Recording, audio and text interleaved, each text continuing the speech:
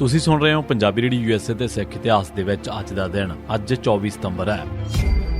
24 ਸਤੰਬਰ 1487 ਗੁਰੂ ਨਾਨਕ ਸਾਹਿਬ ਦਾ ਵਿਆਹ 24 ਸਤੰਬਰ 1487 ਦੇ ਦਿਨ ਬਟਾਲਾ ਪੱਖੋ ਕੇ ਰੰਧਾਵਾ ਦੇ ਰਹਿਣ ਵਾਲੇ ਭਾਈ ਮੂਲ ਚੰਦ ਚੌਣਾ ਦੀ ਧੀ ਸੁਲੱਖਣੀ ਦੇ ਨਾਲ ਹੋਇਆ ਸੀ। ਜਿਸ ਜਗ੍ਹਾ ਆਪ ਦਾ ਵਿਆਹ ਹੋਇਆ ਸੀ ਉਸ ਜਗ੍ਹਾ ਤੇ ਗੁਰਦੁਆਰਾ ਕੰਧ ਸਾਹਿਬ ਬਣਿਆ ਹੋਇਆ ਹੈ। ਮਾਤਾ ਸੁਲੱਖਣੀ ਨੇ 10 ਅਗਸਤ 1494 ਦੇ ਦਿਨ ਸ੍ਰੀ ਚੰਦ ਅਤੇ 13 ਫਰਵਰੀ 1497 ਦੇ ਦਿਨ ਲਖਮੀ ਦਾਸ ਦੋ ਬੇਟਿਆਂ ਨੂੰ ਜਨਮ ਦਿੱਤਾ। ਗੁਰੂ ਰਾਮਦਾਸ ਸਾਹਿਬ ਜੀ ਦਾ ਜਨਮ 24 ਸਤੰਬਰ 1534 ਦੇ ਦਿਨ ਮਾਤਾ ਦਇਆ ਕੌਰ ਅਤੇ ਬਾਬਾ ਹਰੀਦਾਸ ਪੁੱਤਰ ਠਾਕਰਦਾਸ ਅਤੇ ਪੁੱਤਰਾ ਬਾਬਾ ਗੁਰਦਿਆਲ ਦੇ ਘਰ ਮੌਜੂਦਾ ਚੂਨਾ ਮੰਡੀ ਲਾਹੌਰ ਦੇ ਵਿੱਚ ਘਰ ਦੇ ਵਿੱਚ ਹੋਇਆ ਸੀ। ਗੁਰੂ ਜੀ ਦੀ ਯਾਦ ਦੇ ਵਿੱਚ ਇਸ ਥਾਂ ਤੇ ਇੱਕ ਗੁਰਦੁਆਰਾ ਸਾਹਿਬ ਵੀ ਬਣਿਆ ਹੋਇਆ ਹੈ। ਆਪ ਜੀ ਦਾ ਬਚਪਨ ਦਾ ਨਾਮ ਜੇਠਾ ਸੀ। ਆਪ ਅਜੇ ਸਿਰਫ 7.5 ਸਾਲ ਦੇ ਸਨ ਕਿ ਆਪ ਦੇ ਪਿਤਾ ਬਾਬਾ ਹਰੀਦਾਸ ਚੜ੍ਹਾਈ ਕਰਕੇ ਇਸ ਤੋਂ ਮਗਰੋਂ ਆਪ ਦੇ ਮਾਤਾ ਜੀ ਆਪ ਨੂੰ ਪਿੰਡ ਬਾਸਰ ਕੇ ਗਿੱਲਾਂ ਲੈ ਆਏ। ਆਪ ਨੇ ਅਗਲੇ 3-4 ਸਾਲ ਬਾਸਰ ਕੇ ਗਿੱਲਾਂ ਦੇ ਵਿੱਚ ਰਹਿ ਕੇ ਬਿਤਾਏ। ਇੱਥੇ ਰਹਿੰਦਿਆਂ ਆਪ ਦੀ ਨੇੜਤਾ ਭਾਈ ਅਮਰਦਾਸ ਸਾਹਿਬ ਮਗਰੋਂ ਗੁਰੂ ਅਮਰਦਾਸ ਸਾਹਿਬ ਦੇ ਨਾਲ ਹੋ ਗਈ। ਉਹਨਾਂ ਨੇ ਭਾਈ ਜੇਠਾ ਨੂੰ ਆਪਣੇ ਪੈਰਾਂ ਤੇ ਖੜਾ ਹੋਣ ਦੇ ਵਿੱਚ ਬੜੀ ਮਦਦ ਕੀਤੀ। 1544 ਦੇ ਵਿੱਚ ਗੁਰੂ ਅਮਰਦਾਸ ਸਾਹਿਬ ਖਡੂਰ ਸਾਹਿਬ ਦੇ ਵਿੱਚ ਗੁਰੂ ਅੰਗਦ ਸਾਹਿਬ ਨੂੰ ਮਿਲੇ ਅਤੇ ਕੁਝ ਚਿਰ ਮਗਰੋਂ ਉੱਥੇ ਹੀ ਰਹਿਣ ਲੱਗ ਪਏ। ਇਸ ਤੋਂ ਕੁਝ ਚਿਰ ਮਗਰੋਂ ਭਾਈ ਜੇਠਾ ਵੀ ਖਡੂਰ ਸਾਹਿਬ ਜਾਣ ਲੱਗ ਪਏ। ਭਾਈ ਜੇਠਾ ਨੇ ਵੀ ਖਡੂਰ ਸਾਹਿਬ ਦੇ ਵਿੱਚ ਕਾਫੀ ਸਮਾਂ ਬਿਤਾਇਆ। 1552 ਦੇ ਵਿੱਚ ਜਦ ਗੁਰੂ ਅਮਰਦਾਸ ਸਾਹਿਬ ਨੇ ਗੁਰਗੱਦੀ ਸੰਭਾਲੀ ਤਾਂ ਆਪ ਵੀ ਉਹਨਾਂ ਦੇ ਨਾਲ ਗੋਇੰਦਵਾਲ ਜਾ ਕੇ ਰਹਿਣ ਲੱਗ ਪਏ। ਭਾਈ ਜੇਠਾ ਦਾ ਗੁਰੂ ਅਮਰਦਾਸ ਸਾਹਿਬ ਦੇ ਨਾਲ ਇੰਨਾ ਪਿਆਰ ਸੀ ਕਿ ਉਹ ਉਹਨਾਂ ਨੂੰ ਆਪਣੇ ਘਰ ਦਾ ਇੱਕ ਜੀ ਹੀ ਸਮਝਦੇ ਸਨ। 24 ਸਤੰਬਰ 1893 ਦੇ ਵਿੱਚ ਸ਼ੁਰੂ ਹੋਈ ਸਿੰਘ ਸਭਾ ਲਹਿਰ ਨੇ ਅਗਲੇ 20 ਸਾਲ ਤੱਕ ਕਮਾਲ ਦਾ ਰੋਲ ਅਦਾ ਕੀਤਾ। ਪਰ 1896 ਤੋਂ ਮਗਰੋਂ ਇੱਕ ਇੱਕ ਕਰਕੇ ਸਿੰਘ ਸਭਾ ਲਹਿਰ ਦੇ ਸਾਰੇ ਮੋਢੀ ਆਗੂ ਚੜ੍ਹਾਈ ਕਰਕੇ 24 ਸਤੰਬਰ 1898 ਦੇ ਦਿਨ ਪ੍ਰੋਫੈਸਰ ਗੁਰਮੁਖ ਸਿੰਘ ਇਸ ਫਾਨੀ ਦੁਨੀਆ ਨੂੰ ਅਲਵਿਦਾ ਕਹਿ ਗਏ। ਪਰ ਪ੍ਰੋਫੈਸਰ ਗੁਰਮੁਖ ਸਿੰਘ ਅਤੇ ਮਗਰੋਂ ਗਿਆਨੀ ਦਿੱਤ ਸਿੰਘ 6 ਸਤੰਬਰ 1901 ਨੂੰ ਉਹਨਾਂ ਦੀ ਮੌਤ ਦੇ ਨਾਲ ਸਿੰਘ ਸਭਾ ਲਹਿਰ ਦਾ ਪਹਿਲਾ ਪੜਾਅ ਖਤਮ ਹੋ ਗਿਆ ਸੀ।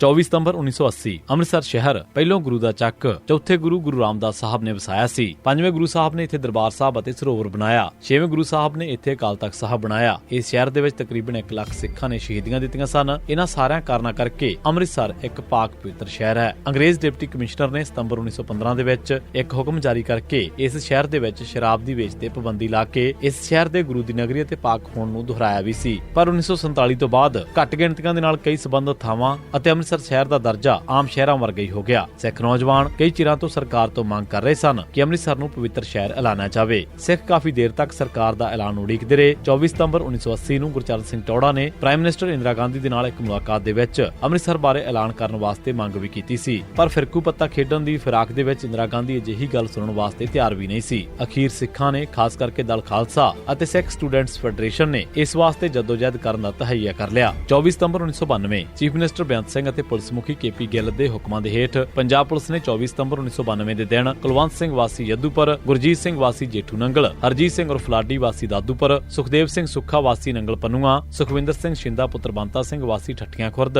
ਮਲੂਕ ਸਿੰਘ ਮਨਜੀਤ ਸਿੰਘ ਵਾਸੀ ਘਸੀਟਪੁਰ, ਜਸਵੰਤ ਸਿੰਘ ਵਾਸੀ ਨਿੱਕੀ ਮਾਨੋਚਾਲ ਲੁਧਿਆਣਾ ਤੇ ਕਈ ਹੋਰ ਸਿੱਖਾਂ ਨੂੰ ਵੱਖ-ਵੱਖ ਨਕਲੀ ਮੁਕਾਬਲਿਆਂ ਦੇ ਵਿੱਚ ਸ਼ਹੀਦ ਕਰ ਦਿੱਤਾ। 24 ਸਤੰਬਰ 2014 ਦੇ ਦਿਨ ਸਿੱਖ ਆਗੂ ਗੰਗਾ ਸਿੰਘ ਢਿੱਲੋਂ ਦੀ ਮੌਤ ਹੋ ਗਈ। ਗੰਗਾ ਸਿੰਘ ਢਿੱਲੋਂ 5 ਜੁਲਾਈ 1928 ਦੇ ਦਿਨ ਜਨਮੇ ਸਨ ਅਤੇ 24 ਸਤੰਬਰ 2014 ਦੇ ਦਿਨ ਉਹਨਾਂ ਨੇ ਆਖਰੀ ਸਾਹ ਲਏ। ਉਹਨਾਂ ਦੇ ਪਿਤਾ ਦਾ ਨਾਮ ਕਾਹਨ ਸਿੰਘ ਢਿੱਲੋਂ ਸੀ ਅਤੇ ਉਹਨਾਂ ਦਾ ਜਨਮ ਸ਼ੇਖੂਪੁਰਾ ਦੇ ਪਿੰਡ ਚੱਕ ਨੰਬਰ 18 ਨਨਕਾਣਾ ਸਾਹਿਬ ਦੇ ਨੇੜੇ ਹੋਇਆ ਸੀ। 1958 ਦੇ ਵਿੱਚ ਉਹ ਅਮਰੀਕਾ ਚਲਾ ਗਿਆ ਤੇ ਵਰਜੀਨੀਆ ਦੇ ਵਿੱਚ ਸੈਟਲ ਹੋ ਗਿਆ। 1975 ਦੇ ਵਿੱਚ ਉਹ ਪਾਕਿਸਤਾਨ ਗਿਆ। 1971 ਦੀ ਬੰਗਲਾਦੇਸ਼ ਵਾਲੀ ਜੰਗ ਮਗਰੋਂ ਸਿੱਖਾਂ ਦੇ ਜਥਿਆਂ ਦਾ ਨਨਕਾਣਾ ਸਾਹਿਬ ਦੇ ਵਿੱਚ ਆਉਣਾ ਬੰਦ ਹੋ ਚੁੱਕਿਆ ਸੀ। ਇਸ ਮਾਹੌਲ ਦੇ ਵਿੱਚ ਉਸ ਨੇ ਨਨਕਾਣਾ ਸਾਹਿਬ ਫਾਊਂਡੇਸ਼ਨ ਬਣਾਈ ਅਤੇ ਨਗਰ ਦੀ ਸੇਵਾ ਸੰਭਾਲ ਵਾਸਤੇ ਪ੍ਰੋਜੈਕਟ ਸ਼ੁਰੂ ਕਰਵਾਏ। ਇਸੇ ਸਾਲ ਉਸ ਦੀ ਵਜ਼ੀਰ ਜ਼ਹੂਰ ਇਲਾਹੀ ਦੇ ਨਾਲ ਵੀ ਗੱਲਬਾਤ ਹੋਈ ਜੋ ਦੋਸਤੀ ਦੇ ਵਿੱਚ ਬਦਲ ਗਈ। ਇਸ ਦੇ ਨਾਲ ਵਿਦੇਸ਼ੀ ਸਿੱਖਾਂ ਵਾਸਤੇ ਪਾਕਿਸਤਾਨ ਦੇ ਦਰਵਾਜ਼ੇ ਖੁੱਲ ਗਏ ਅਤੇ ਫਿਰ ਭਾਰਤੋਂ ਹੋਰ ਸਿੱਖਾਂ ਦਾ ਆਉਣਾ ਜਾਣਾ ਵੀ ਆਮ ਹੋ ਗਿਆ। ਮਾਰਚ 1981 ਦੇ ਵਿੱਚ ਚੀਫ ਖਾਲਸਾ ਦੀਵਾਨ ਨੇ ਸਾਲਾਨਾ ਸਿੱਖ ਐਜੂਕੇਸ਼ਨਲ ਕਾਨਫਰੰਸ ਚੰਡੀਗੜ੍ਹ ਦੇ ਵਿੱਚ ਕਰਵਾਈ ਸੀ। ਇਸ ਕਾਨਫਰੰਸ ਦੀ ਪ੍ਰਧਾਨਗੀ ਗੰਗਾ ਸਿੰਘ ਢਿੱਲੋਂ ਦੇ ਕੋਲੋਂ ਕਰਵਾਈ ਗਈ। ਇਸ ਦੇ 15 ਮਾਰਚ 1981 ਦੇ ਸੈਸ਼ਨ ਦੇ ਵਿੱਚ ਬਹੁਤ ਸਾਰੇ ਸਿੱਖ ਨੌਜਵਾਨ ਅਤੇ ਵਿਦਵਾਨ ਹਾਜ਼ਰ ਸਨ। ਇਸ ਕਾਨਫਰੰਸ ਦੇ ਵਿੱਚ ਅਚਾਨਕ ਹੀ ਅਜਿਹਾ ਮਾਹੌਲ ਬਣ ਗਿਆ ਕਿ ਇਸ ਮੌਕੇ ਤੇ ਹਾਜ਼ਰ ਵਿਦਵਾਨਾਂ ਅਤੇ ਨੌਜਵਾਨਾਂ ਨੇ ਸਿੱਖ ਇੱਕ ਵੱਖਰੀ ਕੌਮ ਹਨ ਅਤੇ ਸਿੱਖਾਂ ਨੂੰ UNO ਦੇ ਵਿੱਚ ਐਸੋਸੀਏਟ ਮੈਂਬਰਸ਼ਿਪ ਦਿੱਤੀ ਜਾਵੇ ਇਸ ਦਾ ਮਤਾ ਜ਼ੋਰ ਪਾ ਕੇ ਪਾਸ ਕਰਵਾ ਲਿਆ। 1984 ਦੇ ਸਾਕੇ ਤੋਂ ਬਾਅਦ ਉਸ ਤੇ ਭਾਰਤ ਆਉਣ ਦੇ ਪਾਬੰਦੀ ਲਾ ਦਿੱਤੀ ਗਈ। 1991 ਦੇ ਵਿੱਚ ਉਸ ਨੇ ਭਾਰਤ ਆਉਣ ਦੀ ਕੋਸ਼ਿਸ਼ ਕੀਤੀ ਪਰ ਉਸ ਨੂੰ ਦਿੱਲੀ ਤੋਂ ਡਿਪੋਰਟ ਕਰ ਦਿੱਤਾ ਗਿਆ। ਕਈ ਸਾਲ ਮਗਰੋਂ ਜੁਲਾਈ 2010 ਦੇ ਵਿੱਚ ਉਸ ਦਾ ਨਾਂ ਕਾਲੀ ਸੂਚੀ ਦੇ ਵਿੱਚੋਂ ਕੱਢ ਦਿੱਤਾ ਗਿਆ। ਗੰਗਾ ਸਿੰਘ ਢਿੱਲੋਂ ਨੇ 1999 ਦੇ ਵਿੱਚ ਪਾਕਿਸਤਾਨ ਗੁਰਦੁਆਰਾ ਪ੍ਰਬੰਧਕ ਕਮੇਟੀ ਵੀ ਬਣਵਾਈ ਸੀ। 24 ਸਤੰਬਰ 2014 ਦੇ ਦਿਨ ਜਗਤਾਰ ਸਿੰਘ ਹਵਾਰਾ ਦੇ ਸਾਥੀ ਗੁਰਦੀਪ ਸਿੰਘ ਰਾਣਾ ਵਾਸੀ ਆਲਮਪੁਰ ਤਹਿਸੀਲ ਨੋਗਾਵਾਂ ਜ਼ਿਲ੍ਹਾ ਫਤਿਹਗੜ੍ਹ ਸਾਹਿਬ ਰਾਜਪੁਰਾ ਦੇ ਵਿੱਚ ਪੁਲਿਸ ਦੇ ਕੋਲ ਪੇਸ਼ ਹੋ ਗਿਆ। ਉਸ ਤੇ ਬੁੜੈਲ ਜੇਲ੍ਹ ਦੇ ਵਿੱਚ ਸੁਰੰਗ ਬਣਾਉਣ ਅਤੇ ਬੇਅੰਤ ਦੇ ਕਾਤਲਾਂ ਨੂੰ ਜੇਲ੍ਹ ਦੇ ਵਿੱਚੋਂ ਭਜਾਉਣ ਸੰਬੰਧੀ ਅਤੇ ਸਾਧ ਪਿਆਰਾ ਭਣਿਆਰੇ ਦੇ ਹਮਲਾ ਕਰਨ ਸੰਬੰਧੀ ਕੇਸ ਪਾਏ ਹੋਏ ਸਨ। ਕੁਝ ਚਿਰ ਪਹਿਲਾਂ ਉਹ ਗ੍ਰਿਫਤਾਰੀ ਤੋਂ ਮਗਰੋਂ ਜ਼ਮਾਨਤ ਤੇ ਰਿਹਾ ਹੋ ਕੇ ਭਗੌੜਾ ਹੋ ਚੁੱਕਿਆ ਸੀ। ਪੁਲਿਸ ਉਸ ਦੇ ਟੱਬਰ ਨੂੰ ਤੰਗ ਕਰਦੀ ਸੀ ਅਤੇ ਉਸ ਦੇ ਪੁੱਤਰ ਨੂੰ ਵੀ ਚੁੱਕ ਕੇ ਲੈ ਗਈ ਸੀ। ਇਸ ਕਰਕੇ ਉਸ ਨੇ ਗ੍ਰਿਫਤਾਰੀ ਦੇ ਦਿੱਤੀ। ਇਸੇ ਸਿੱਖ ਇਤਿਹਾਸ ਦੇ ਵਿੱਚ ਅੱਜ ਦਾ ਦਿਨ। ਤੁਸੀਂ ਸੁਣਦੇ ਰਹੋ ਪੰਜਾਬੀ ਰੇਡੀਓ USA।